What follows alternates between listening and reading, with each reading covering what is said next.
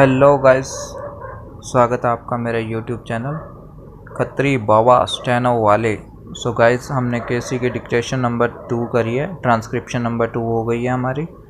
तो I hope आप सभी ने लिख ली होगी। सो अब हम ट्रांसक्रिप्शन नंबर 3 करेंगे।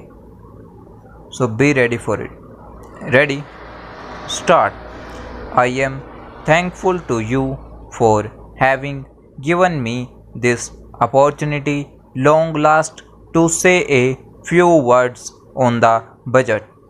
Already much has been said, and I think the finance minister has come in for his share of congratulations as well as criticisms.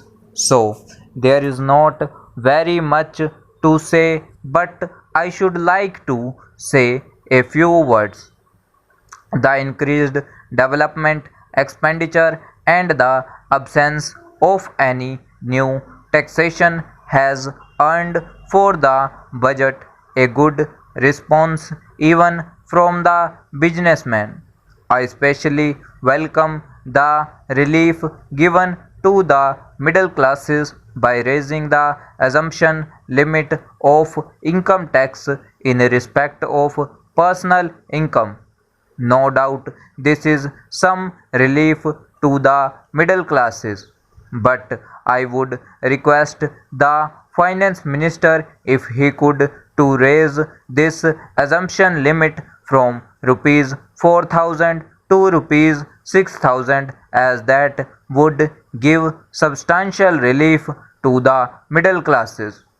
I am indeed glad that the Taxation Inquiry Commission has been appointed with Dr. John Mathai as the chairman, and I am sure that many of the vexed problems may be solved through this commission. At the same time, I would request the finance minister to put off the estate duty bill for the present, since this inquiry commission has been appointed and they may go into this question. For I feel that it is not an opportune moment to put on more taxes on the people. Already, as Mr. Gadgil has pointed out, there are so many taxes on the people. The people are overburdened by taxes and they are just trying to recover their stability. So, in regard to estate duty, I would ask him to consider about it. My reason for asking it to be postponed is, as I have said, that the people are still facing economic distress, and then our government is not able to offer the amenities which other countries have, where the state duty exists, such as free compulsory education for children, free medical aid, homes for the poor and the destitute, old age pension, etc. So my humble suggestion is that this point may be considered by the Taxation Inquiry Commission. I agree that there is a brighter side of the picture, and that instead of continually harping on our poverty, we should also see the brighter side.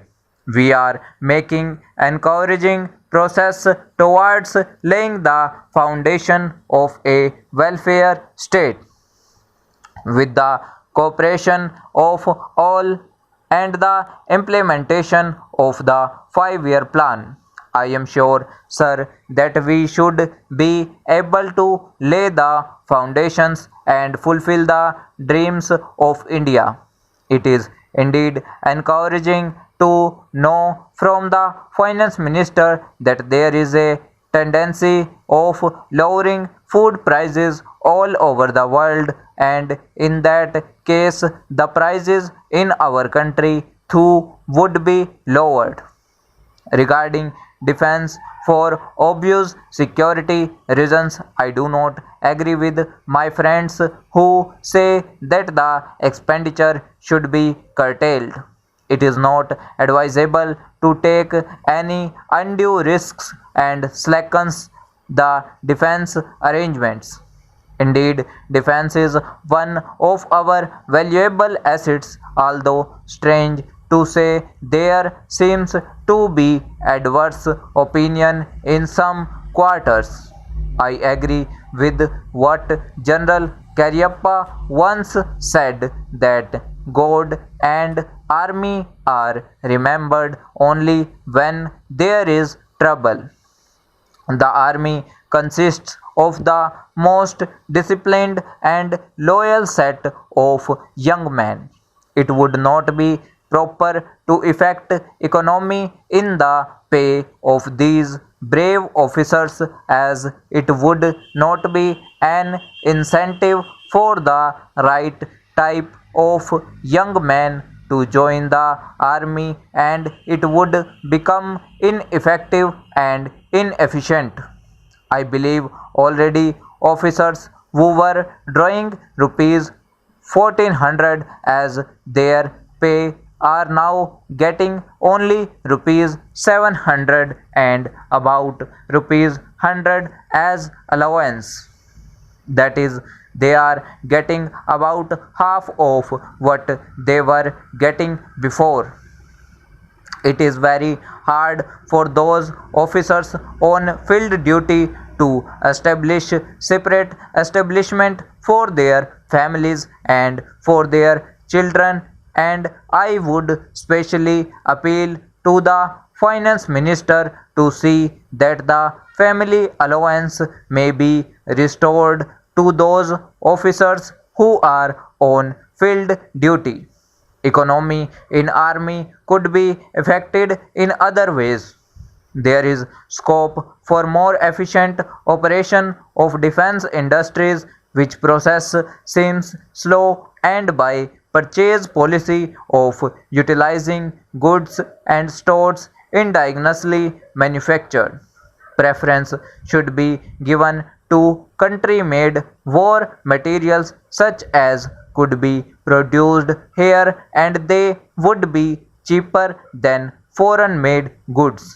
I may also suggest that the armed forces who are not on field service or under any operational commitments could be utilized for giving military training to the youths in schools and colleges, which would teach discipline and loyalty. The university authorities should make military training as part of their compulsory education, just as they have adopted social, domestic, and political sciences. The National Cadet Corps is already inculcating military training in some universities such as Bombay and Calcutta. But if military training is made compulsory for our university students, it will go a long way. So guys, ये थी हमारी dictation. Near 100 के हमने आसपास ये dictation की है, 97 96 कह सकते हो। सो गाइस, प्रैक्टिस करना इस डिक्टेशन की। 840 वर्ड्स ये हमारी डिक्टेशन है, और कल हम करेंगे इससे अगले dictation, transcription number 4। So guys, मैं डेली की 2 डिक्टेशन तो जीडी बिस्ट की और 2 डिक्टेशन केसी की अपलोड करता हूँ। सो अगर आपको ये डिक्टेशन सही लगती है, समझ में आती है, तो गाइस चैनल को लाइक, शेयर और बेल आइकन को ज़रूर प्रेस करें। धन्यवाद।